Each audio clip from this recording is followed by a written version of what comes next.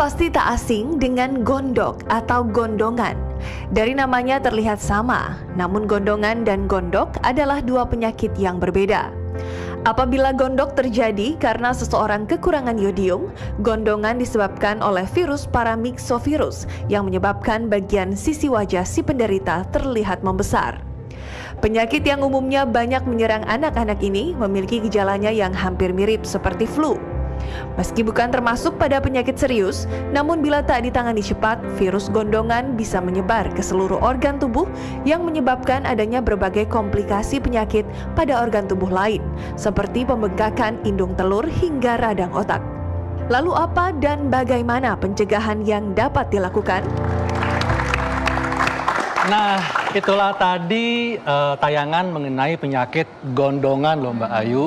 Dr. Sheila, ini kan penyakit yang sudah sangat jarang ya, tapi ternyata masih bisa menyerang siapa saja, apalagi anak-anak. Oke. Nah, Mbak Ayu tahu nggak tentang gondongan? Nah, tahu sih yang bengkak itu kan di sini kan. Ya, tapi alhamdulillah aku belum pernah itu dia. Iya.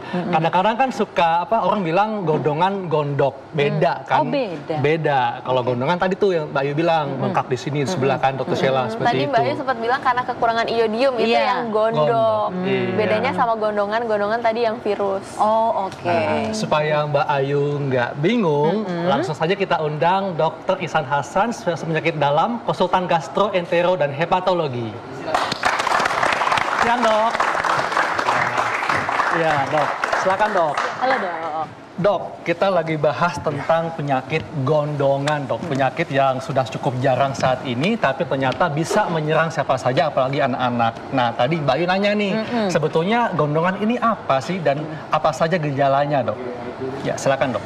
Iya, kalau nggak salah tadi sudah ditayangkan ya, gambar bahwa penyakit gondongan ini menyerang kelenjar liur namanya. Kelenjar liur itu adanya di depan kuping kita. Nah, jadi sebetulnya setiap orang punya kelenjar liur di kiri kanan yang besar, namanya parotis. Lalu ada kelenjar liur kecil di bawah mandibula, lalu ada lagi kelenjar liur kecil lain di depan sini. Nah, gondongan itu menyerang kelenjar liur yang besar ini. Nah, karena namanya parotis, kalau secara medis kita menyebutnya sebagai parotitis. Parotitis. Itis itu biasanya radang. Jadi radang parotis, namanya parotitis. Saya nggak tahu kenapa di Indonesia namanya gondongan, gitu. Sehingga akhirnya ketukar antara gondong dan gondong. Nah, itu dia saya bingung makanya nih. Ya, jadi gondongan itu beda sekali sama gondok. Kalau gondok kan di sini, kalau gondongan ini di sini. Oh, yang bengkak sampai di sini ya. Nah, gondongan ini punya nama lain parotitis epidemika. Jadi karena kejadiannya kadang-kadang kalau satu orang terkena nular satu sekolah bisa beberapa anak yang kena. Jadi gampang sekali menular. Epidemi itu kan menyebar. Jadi menyebarnya cepat. Nah, ini melalui apa dok penularannya? Nah, mungkin harus tahu dulu gondongan yang kita sebut sebagai parotitis ya atau mumps bahasa Inggrisnya itu disebabkan oleh virus. Jadi virusnya disebut paramyxovirus. Virusnya ini satu kelompok, satu keluarga sama virus flu. Sehingga penularannya mirip sekali dengan influenza, dengan flu. Orang gampang ketular flu, orang juga bisa ketular ini kalau ketemu virus paramyxovirus ini. Nah, pertanyaannya melalui apa? Sama seperti virus flu, karena dia ada di ludah, ini kan kelenjar ludah sebetulnya. Nah, kalau dia meludah, itu kan mengandung virus. Jadi kalau virusnya terbang, terhirup, masuk. Kalau misalnya dia pegang ludahnya, kemudian nggak sengaja taruh di sini, terus ada yang megang lagi, terus taruh lagi ke sini, nempel, masuk. Atau sendok, atau gelas. Jadi menular melalui air ludah. Iya, jadi mesti hati-hati dok ya. Jadi jangan suka bersin sembarangan. Kalau bersin itu nutup Betul, mulut, kita gitu diajarkan ya. untuk nutup kalau bersih. Dan jangan suka sharing makanan juga ya dokter. Dan juga sharing alat makan dok ya. Iya, betul. Iya. Nah dok, karena ini banyak virus, tentu gejalanya gejala virus dok ya. Seperti kalau gejala infeksi virus kan kayak demam, kemudian ada pegel-pegel juga. Nah, apa nih gejala yang khas dari gondongan ini dibandingkan gejala infeksi virus lainnya dok? Ya, jadi ada gejala tidak khas, ada gejala khas. Gejala tidak khas sama kayak orang mau flu lah. Meriang, greges-greges, badannya nggak enak, sakit kepala, sampai demam. Nah, jadi biasanya sejak terkena virus masuk, itu perlu waktu sekitar 2 minggu. Jadi nggak langsung nih, 2 minggu, setelah 2 minggu baru gejala muncul. Biasanya gejala muncul demam.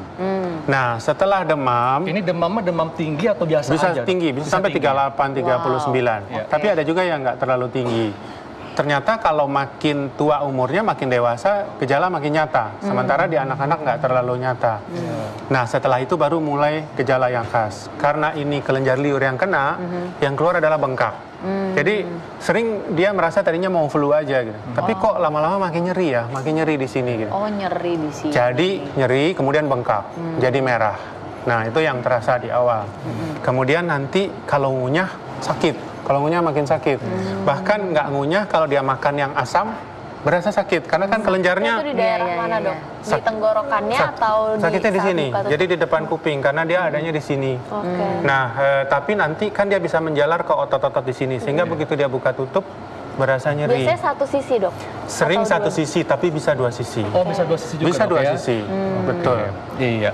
Dan nah nih dok, dan Mbak Ayu juga, Dr. Sheila, banyak nih mitos yang berkembang di masyarakat tentang gondongan. Tapi ditahan dulu nih, kita tanya dulu penonton di studio, ada yang pernah kena gondongan nggak? Oke, mau bertanya? Iya, silakan. Dengan siapa?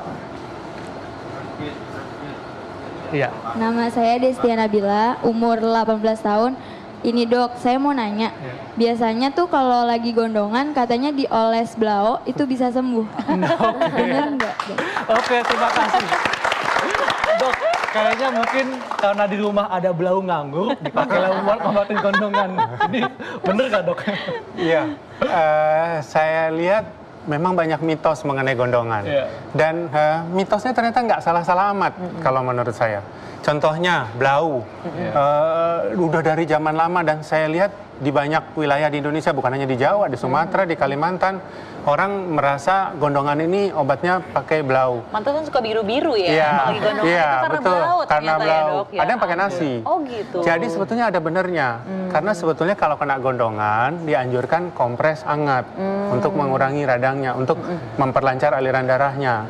Tetapi tidak harus blau. Jadi sebetulnya pakai kain, pakai air hangat juga nggak apa-apa gitu. Jadi ada betulnya. Ada betulnya dok. Cuma yang susah kalau nggak ada blau kan, ya. Betulnya mungkin karena air hangatnya dok, Air jadi bisa hangatnya. mengurangi nyeri dok. Iya, Tapi memang betul. nggak ada obat Bukan yang lain blaunya. dok, harus dengan blau. Iya. Kita- Ini pertanyaan mengenai obat ya. Gondongan itu karena virus. Iya. Sampai hari ini virus susah diobati. Jadi tidak ada obat khusus yang bisa menyembuhkan gondongan. Oke. Nah, kita dokter suka menyebut virus itu self-limiting disease. Jadi badan sendiri yang melawan. Kalau badannya kuat, sembuhnya cepat. Nah dok, sebelum lebih dalam nih tentang pengobatan, kita akan kembali lagi nih. Kita akan bahas tentang mitos seputar gondongan. Sesaat lagi tetap di acara Ayo Dok Sehat.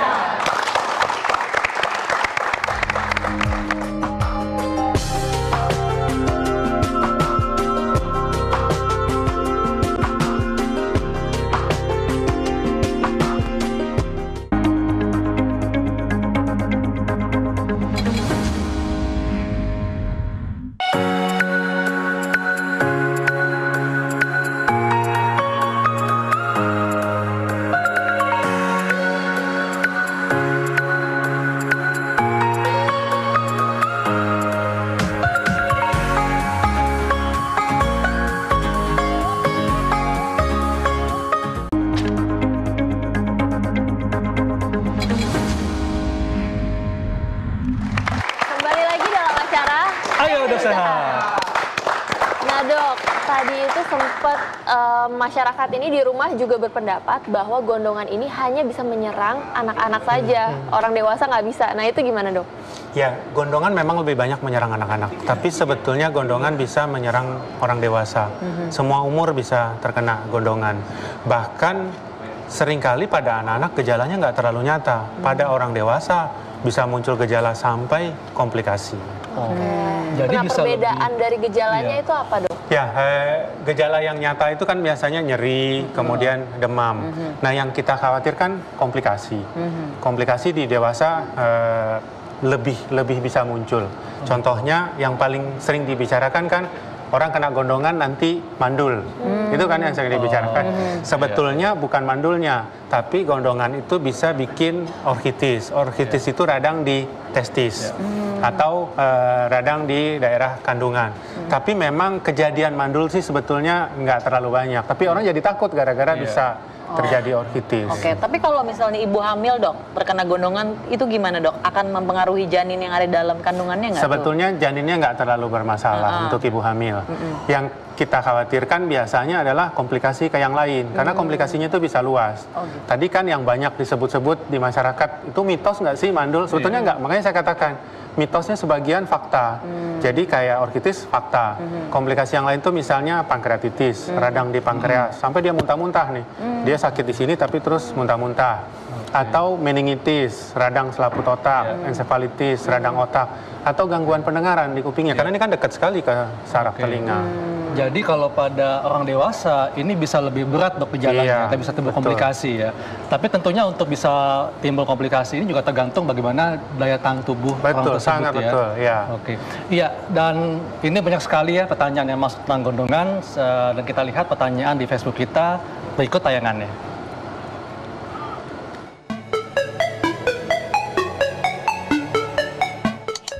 Halo dok, nama saya Pedro, umur saya 21 tahun, saya adalah karyawan swasta. Saya ingin bertanya dok, saya sering kali terkena gondongan di sebelah sini. Setiap sudah sembuh, pasti saya kambuh lagi. Kira-kira apa penyebabnya dok? Saya tidak bisa sembuh total.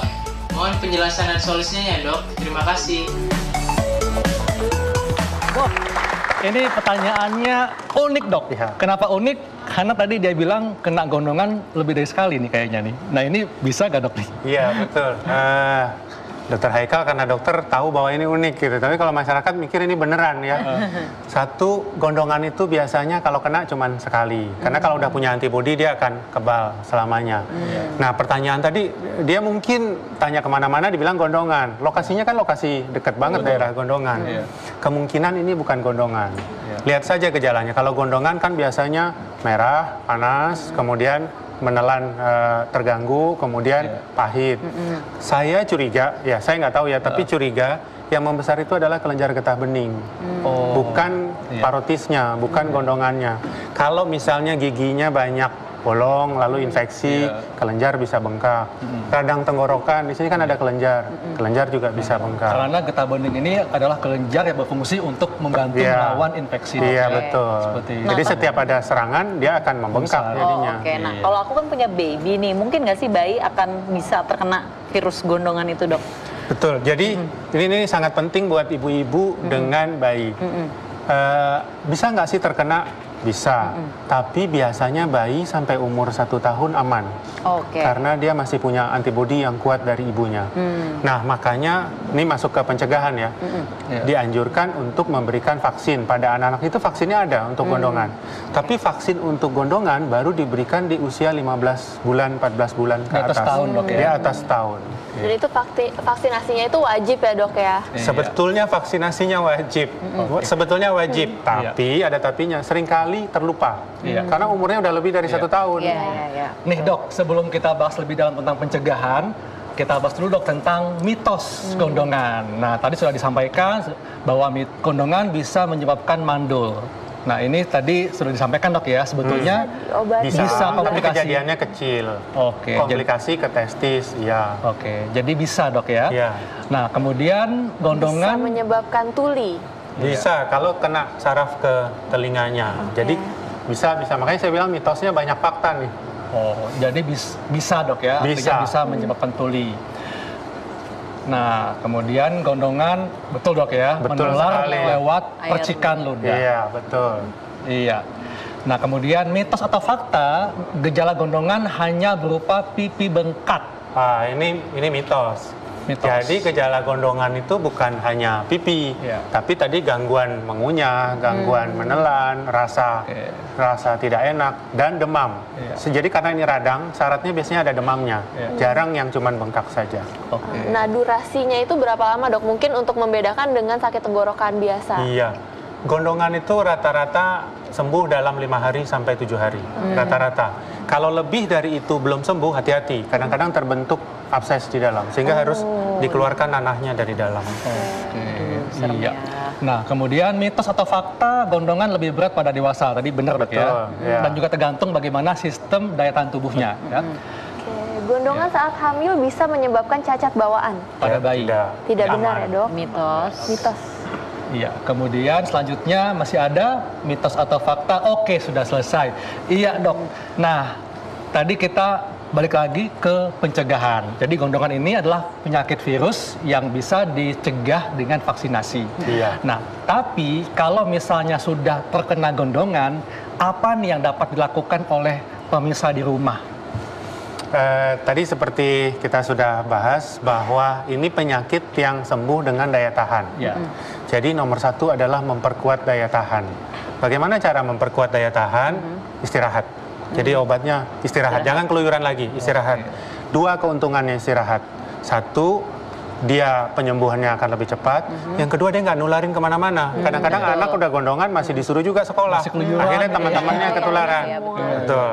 Nah, yang kedua adalah menjaga gizi makanan. Orang dengan gondongan jadi malas makan, pahit. Kalau dia makan yang asam-asam itu makin berasa lagi sakitnya. Karena kelenjar liurnya kan jadi mompa tuh. Mompa liur. Oleh karena itu yang dipesankan adalah menjaga cairan. Kalau dia nggak bisa makan nasi atau bubur, jangan dipaksa. Minum aja udah. Minum aja. Kayak Ya. tadi air kelapa ya, kasih air kelapa. Iya. Betul kan, air kelapa manfaatnya banyak, bisa juga untuk membantu pengobatan gondongan dok ya, supaya tidak jadi lebih berat ya. Betul. Nah, pemirsa di rumah yang ingin bertanya, silakan kontak hubungi nomor telepon yang ada di layar kaca Anda, karena topik kita saat ini sangat menarik, yaitu tentang gondongan. Iya, dok. Tadi dokter sudah singgung mengenai komplikasi ya, komplikasi pada dewasa lebih berat. Nah, kemudian kalau misalnya pada anak-anak, kalau sistem daya tahan tubuhnya itu juga nggak bagus, dan juga pengobatannya mungkin terlambat, komplikasi apa nih yang bisa muncul, dok? Jadi komplikasi tadi yang pada anak bisa muncul tadi adalah ke otak, meningitis atau ensefalitis. Jadi dikatakan sebetulnya pada penelitian dilihat cairan meningsnya, cairan dari kepala itu, si virusnya itu ada di situ, tapi beberapa orang nggak muncul gejala. Nah, itu yang dikhawatirkan. Kalau daya tahannya turun, muncullah gejala meningitis pada anak. Kadang-kadang bisa muncul infeksi tempat lain. Karena daya tahannya turun, yang infeksi parunya.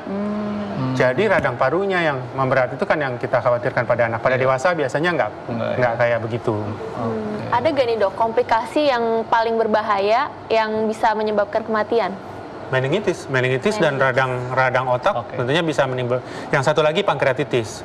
Pankreatitis ini saya selalu bilang penyakit unpredictable. Gitu. Nggak tahu, muntah-muntah kan enzim pankreas itu merusak. Jadi begitu dia keluar, rusaklah usus dan sebagainya. Sehingga kalau orang gondongan mengalami pankreatitis, dia harus puasa. Harus puasa. Jadi makanannya lewat infus. Oke, mungkin masyarakat di rumah juga penasaran nih dok, untuk cara pengobatannya apakah harus di rumah atau harus di rumah sakit? Ya, sebetulnya tidak harus dirawat. Tidak harus dirawat di rumah sakit, tapi saya selalu menganjurkan dia jangan keluar. Dia harus diisolasi. Nah, isolasi di rumah ini masalahnya kalau dia seorang anak, punya adik, punya kakak, dia risiko menularkan ke adik, ke kakaknya. Sehingga kadang-kadang kita menganjurkan di rumah sakit supaya terpisah dari anggota keluarganya. Di rumah sakit pun biasanya kita taruh di kamar yang terpisah. Nah, kalau Mbak Ayu, mungkin ada gak pengalaman, mungkin keponakan atau mungkin anak temannya Mbak Ayu pernah kena gondongan? Nah, ada sih waktu itu keponakan aku yang masih, ya itu anak-anak sekitar SD gitu ya. Aku ngeliatnya ya itu dia bengkak, terus biru. Bengkaknya sebelah atau dua-duanya? Dua-duanya. Terus biru mungkin ya itu karena pakai blau itu ya. Tapi yang aku tahu memang dia akhirnya mengeluarkan teman-teman di sekolahnya gitu. Makanya soalnya dia walaupun sakit gondongan itu tetap masuk sekolah, jadi teman-temannya ketularan gitu. Tapi sekarang kayaknya udah jarang ya dok ya? Ya, ini memang penyakit udah jarang karena ada vaksinnya.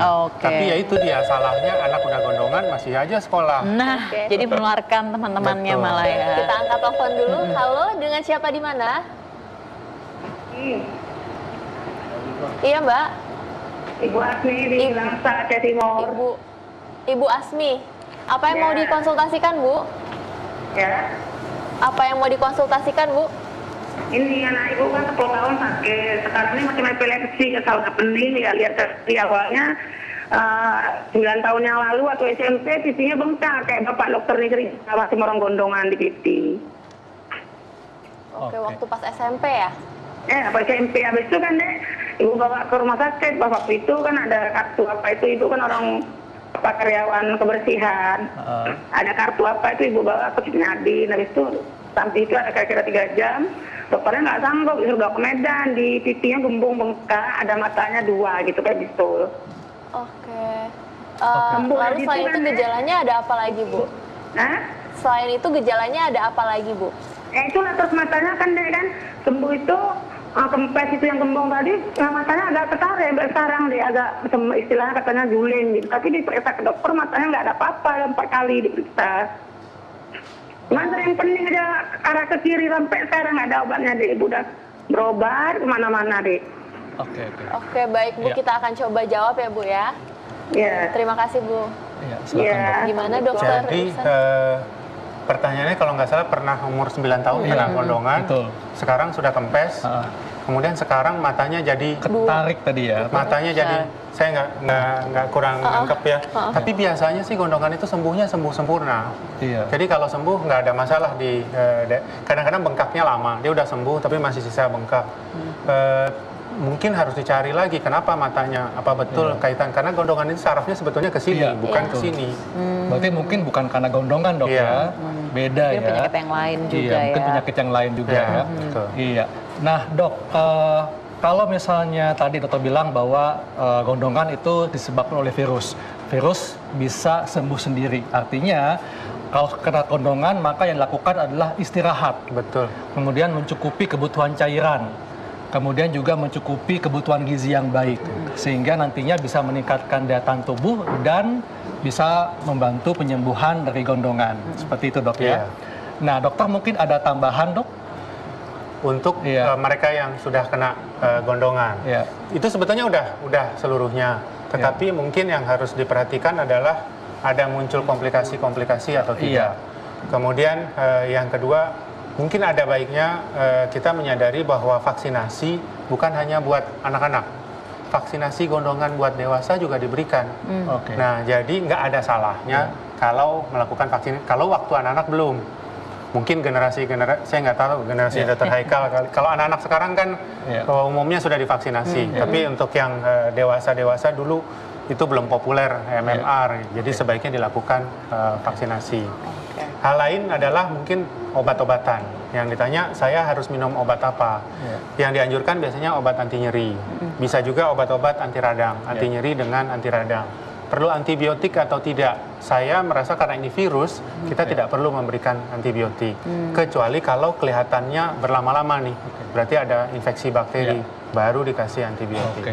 Nah dok, ini pemirsa mungkin masih penasaran dok. Tadi dokter bilang bahwa gondongan bisa menyebabkan komplikasi mandul atau orkitis tadi kan, atau radang pada indung telur atau tuli. Nah ini bagaimana dok jalannya nih bisa timbul komplikasi ini? Ditahan dulu dok, ada telepon masuk. Halo, dengan siapa di mana? Ya, saya Ibu Ani di Padang. Iya Bu Ani, apa yang mau dikonsultasikan Bu? Dok, terima kasih dok. Saya ingin menyampaikan ini dok dan bertanya. Semasa saya kecil dahulu, saya pernah kena penyakit gondongan ini. Kalau di kampung saya namanya dulu yaitu beku anjing. Jadi waktu saya kecil di zaman Jepang dahulu, dokter tidak ada. Yang ada dokter hanya jauh di kota. Sedangkan kendaraan untuk menumpang juga susah. Maka saya diobat oleh orang tua saya dengan meminum air kelapa 3 kali sehari. Kemudian yang bengkak di dekat telinga itu, karena orang kampung biasanya memasak nasi 2 kali sehari, maka diambil nasi panas itu dibungkus dengan kain, lalu dibarut-barutkan ke sana. Kemudian nasi itu diberikan kepada anjing. Bagaimana itu dokter? Apakah masih bisa dipakai pengobatan seperti itu? Karena sekarang sudah banyak ada vaksinnya. Itu saja dokter. Banyak maaf. Terima kasih. Assalamualaikum. Waalaikumsalam. Terima kasih Ibu. Ya dok, Ini juga unik dok pertanyaannya. Ya, seru nih pertanyaannya. Ya, seru dok. Sebagian mitos, sebagian fakta. Betul. Iya. Jadi ibu ini zaman dulu memang gondongan itu banyak karena vaksinnya kan belum ada. Ya. Jadi diobati pakai kompres nasi hangat yang ditempelkan. Nah, itu ada mitos kalau ditempel virusnya pindah kasih ke anjing, itu pindah ke tapi anjing. ya, Dok, Itu memang saya dengar kayak begitu. Gitu. Jadi sebagian betul, mengompresnya betul. Ngompres karena bisa mengecilkan ya, tapi melempar nasinya terus biar dimakan anjing, itu mitos. Malah enak ya anjingnya. Kasihan anjingnya nanti gondongan juga. Oke, iya dok. Nah, tadi dok tentang komplikasi dok yang tadi. Kenapa kok gondongan itu bisa komplikasinya ke kemandulan, kemudian tuli. Nah ini bagaimana dok jalan ceritanya? Permisa ingin tahu dok. Jadi virus gondongan ini bisa pergi kemana-mana. Ya. Dia bisa terbawa aliran darah, dia bisa juga terbawa aliran kelenjar getah bening. Bisa juga masuk ke saraf. Jadi tuli karena gangguan ke saraf, yang lain karena aliran darah. Oke, baik dok. Ada penelpon lagi. Halo, dengan siapa di mana? Halo. Yang punya yang telepon saya belum dijawab tuh. Ini dengan ibu siapa? Bu Isya tadi. Bu Ica. Iya, apa Bu tadi pertanyaannya? Tiroid. Saya hypertiroid. Hipertiroid. Jadi perbedaan hipertiroid dan gondongan itu ya Bu? Iya.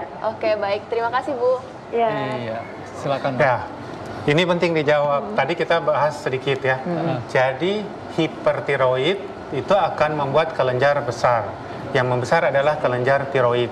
Bahasanya di masyarakat adalah gondok. Jadi hipertiroid tadi di gambar pertama kalau nggak salah muncul yaitu kelenjar yang di sini. Sementara gondong yang kena adalah kelenjar parotis.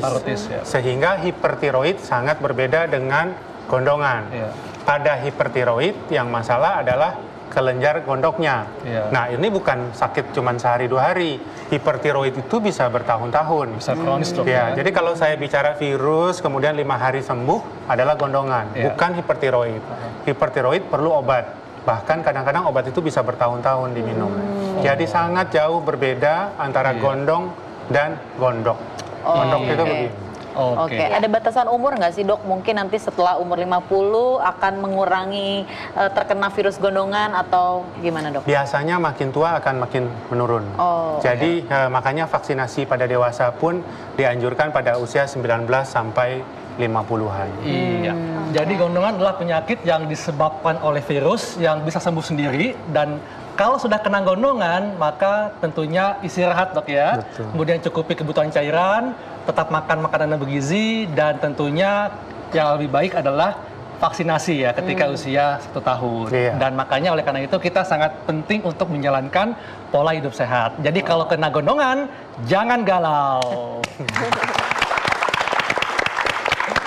Oke, Dr. Sheila, setelah ini kita akan bahas apa, Dok? Setelah ini kita akan ada cara sehat. Nah, cara sehatnya itu bagaimana kalau misalnya kita di kantor tidak menurunkan stamina kita. Oke, kayaknya seru nih ya. Kayaknya seru. Sesaat lagi tetap di acara Ayo Dok Sehat. Cara sehat